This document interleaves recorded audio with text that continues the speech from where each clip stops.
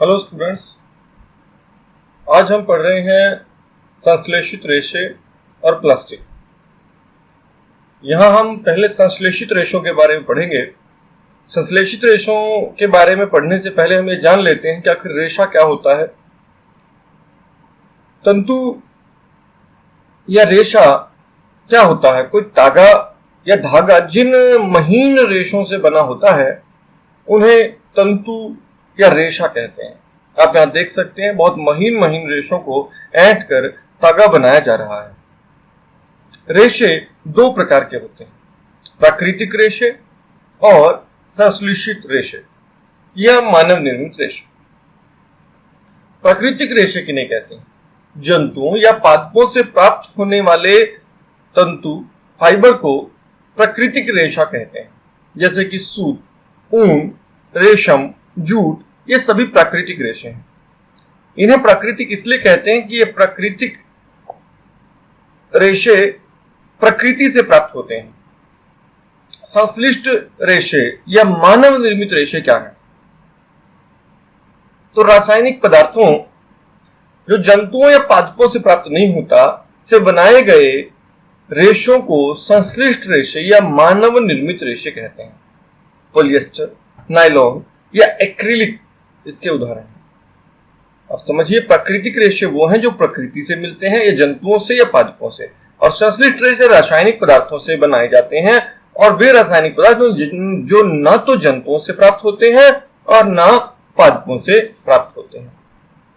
सभी संश्लेषित रेशे पेट्रोलियम मूल के कच्चे माल जो पेट्रो रसायन कहलाता है से विविध प्रक्रमों द्वारा तैयार किए जाते हैं। लेकिन हमारे पास अधिकतर जो संश्लेषित रेशे हैं वो हमारे पास पेट्रोलियम के कच्चे माल से, पेट्रोलियम से बनाए जाते हैं, जिन्हें पेट्रो रसायन हम कहते हैं। तो पेट्रो रसायन की सहायता से इन रेशों को बनाया जाता है।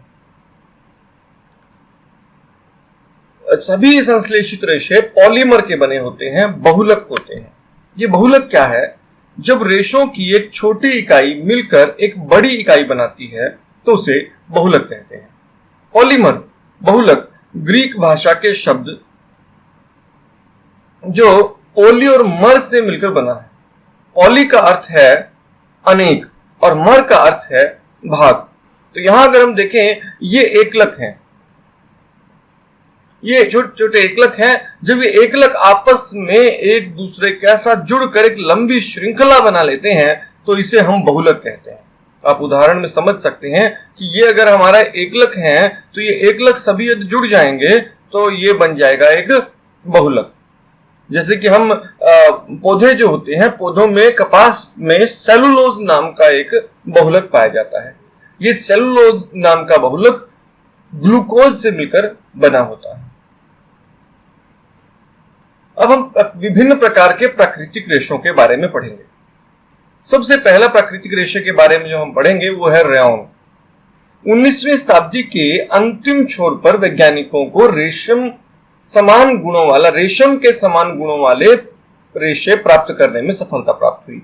इस प्रकार का रेशा काष्ठ लुगदी यानी कि लकड़ी की लुगदी से रासायनिक उपचार से प्राप्त किया गया था। यह रेशा रेयॉन अथवा कृत्रिम रेशम कहलाया। यद्यपि रेशम प्राकृतिक स्रोत काष्ठ लुगदी से प्राप्त किया जाता है, यह एक मानव निर्मित रेशा है। यह रेशम से सस्ता होता है, परंतु इसे रेशम रेशों के समान बुना जा सकता है। इसे रंगों की कई किस्मों में रंगा जा सकता है और रेयॉन को कपास के साथ मिलाकर बिस्तर की चादरें बनाते हैं अथवा ऊन के साथ मिलाकर कालीन या गलीचा बनाते हैं। तो रेयॉन जो है इसे हम कृत्रिम रेशम भी कहते हैं। ये पहला मानव निर्मित रेशा है, लेकिन पूर्ण कृत्रिम रेशा नहीं है क्योंकि इसे काष्ठ लुगदी से बनाया गया है, पौधों से प्राप्त एक स्रोत से, एक वस्तु से बनाया गया है। इसलिए इसे पूर्ण कृत्रिम रेशा नहीं कहते, लेकिन यह मानव निर्मित रेशा है। यह रेशम से सस्ता भी है, इसीलिए काफी प्रसिद्ध हुआ। रेशम की तरह मुलायम तो है लेकिन काफी सस्ता है, और इससे गलीचे, कालीन बहुत अच्छे और सुंदर बनाए जाते हैं। इससे अगला जो हम प्राकृतिक संश्लेषित रेशा पढ़ेंगे, वो इससे पहले कि हम रेयॉन के कुछ गुण या विशेषताएं देख लेते हैं।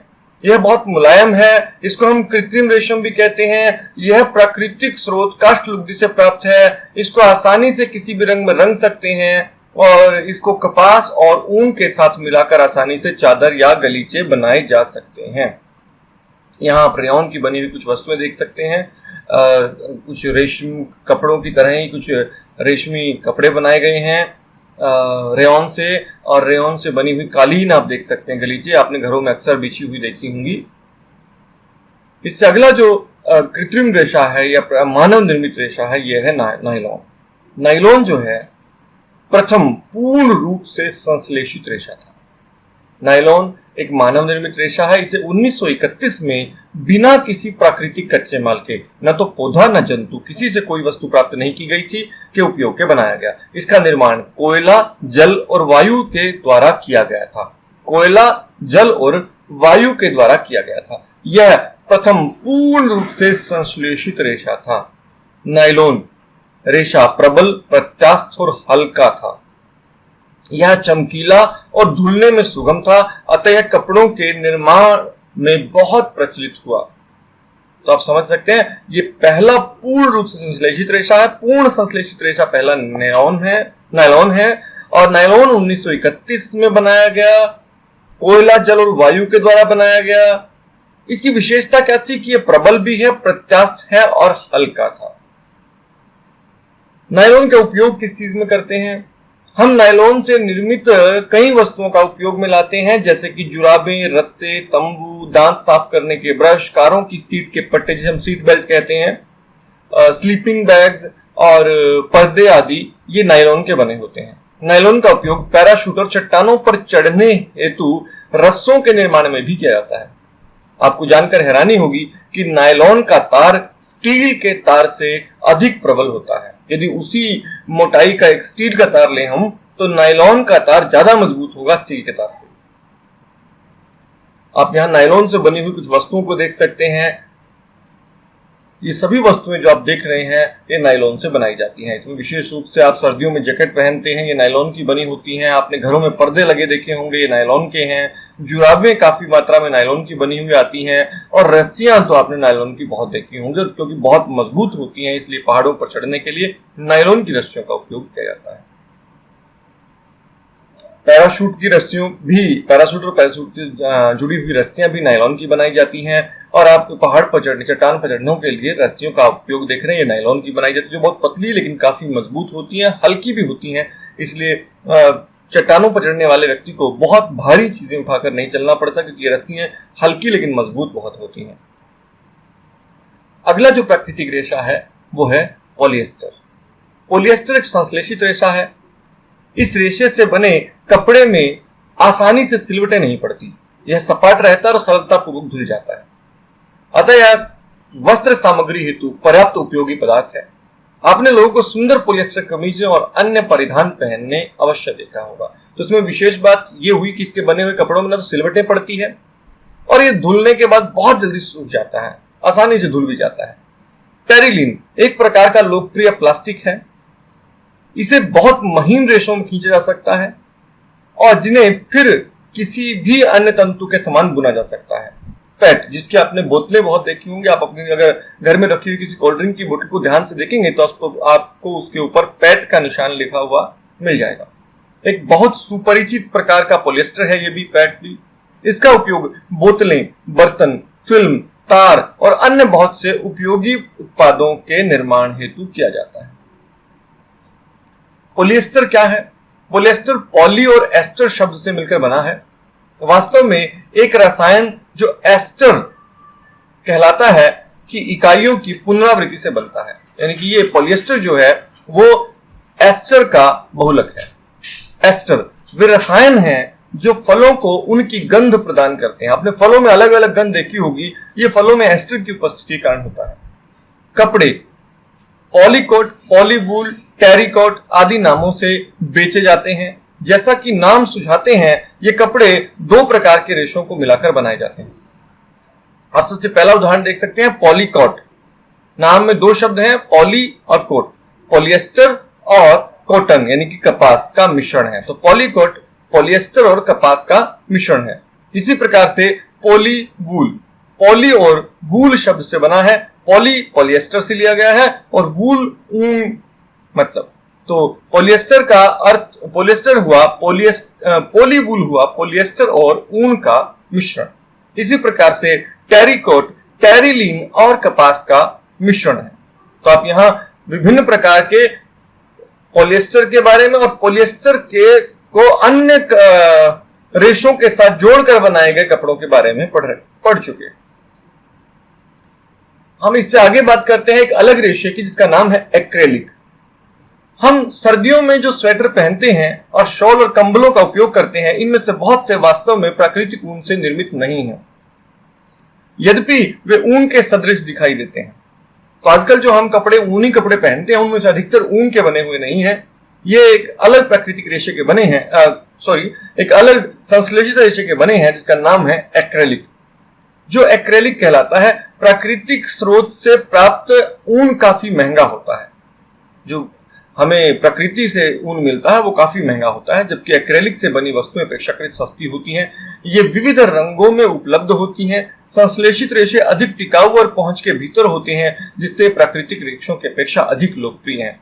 तो प्राकृतिक रेशे अधिक लोकप्रिय क्यों हैं? क्योंकि ये ज्यादा टिकाऊ और सस्ते होते हैं, तो इसलिए ये ज्यादा लोकप्रिय भी हैं। तो एक्रेलिक आपने समझा, एक्रेलिक एक संश्लेषित ऊन कह सकते हैं आप इसे। ऊन का विकल्प है ये कि बहुत सारे अब सर्दियों के कपड़े जो आप पहनते हैं वो अब एक्रेलिक के बने होते हैं, न कि ऊन के। आप अपने कपड़ों के साथ लगे हुए स्टिकर जो चिपके रहते हैं उनको पढ़कर देखिएगा, उन पर आपको एक्रेलिक लिखा हुआ मिल जाएगा। विशेषतः सर्दियों में ओढ़ने के लिए जो ब्लैंकेट उपयोग किए जा रहे हैं वो अधिकतर लगभग सभी एक्रेलिक के बने होते हैं। हमें प्रयोगशाला या रसोई घर में कार्य करते समय संश्लेषित वस्त्र क्यों नहीं पहनने चाहिए? यह विशेष चेतावनी दी जाती है कि जब आप किचन में काम कर रहे हैं, रसोई में काम कर रहे हैं या फिर प्रयोगशाला में काम कर रहे हैं जहां आग लगने का खतरा हो सकता है, वहां आपको संश्लेषित कपड़े नहीं पहनने चाहिए। वहां विशेष रूप से सूती कपड़े पहनने की सलाह दी जाती है। ऐसा क्यों? संश्लेषित रेशे गर्म करने पर पिघल जाते हैं। आप एक संश्लेषित रेशे का टुकड़ा मोमबत्ती के पास ले जाकर पिघला कर देखिए तो आप क्या देखते हैं, वह पॉलीथीन की तरह पिघल कर चिपक जाएगा। जबकि यदि हम सूती कपड़े को जलाएंगे तो वह जलेगा तो से धीरे धीरे जलेगा और आसानी से चिपकेगा नहीं, चिपक नहीं सकता शरीर से। साथ ही साथ वो जलने के साथ साथ उसकी राख बन जाएगी और वो पिघल कर इकट्ठा नहीं होगा। तो संश्लेषित रेशे गर्म करने पर पिघल जाती हैं। यह वास्तव में संश्लेषित रेशों का एक हानिकारक गुण है।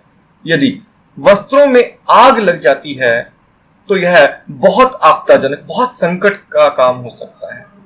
कपड़ा पिघल जाता है और पहनने वाले व्यक्ति के शरीर से चिपक जाता है। अतः हमें प्रयोगशाला अथवा रसोई घर में काम करते समय संश्लेषित वस्त्र नहीं पहनने चाहिए, क्योंकि इससे हमें शरीर पे चिपक जाएंगे वो गर्म होकर और त्वचा को बहुत तेजी से जला देंगे। ये खतरा, भयंकर खतरा हो सकता है इससे। इसलिए रसोई घर में या प्रयोगशाला में प्रयोग करते समय इन्हें नहीं पहनना चाहिए। संश्लेषित रेशे के गुण धर्म क्या है, विशेषताएं क्या है? ये जल्दी सूखते हैं, ये अधिक चलाऊ होते हैं, यानी कि बहुत समय तक चलते हैं, अधिक टिकाऊ रहते हैं, ये कम महंगे होते हैं, ये सस्ते होते हैं, ये आसानी से उपलब्ध होते हैं और ये रख रखाव में सुविधाजनक हैं। तो ये 5 ऐसे गुण हैं जो उन्हें विशेष बनाते हैं और अधिक लोकप्रिय बनाते हैं। इसीलिए आपको अधिकतर कपड़ों में आप देखेंगे तो संश्लेषित कपड़े आज ज्यादा लोकप्रिय हैं बजाय कि प्राकृतिक रेशों से बने हुए कपड़ों के। तो आज की वीडियो में इतना ही।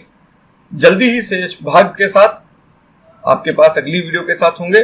तब तक के लिए चैनल आप जरूर सब्सक्राइब कर लें, क्योंकि जब तक आप चैनल सब्सक्राइब नहीं करेंगे आपको आने वाली वीडियो के बारे में जानकारी नहीं मिलेगी। धन्यवाद।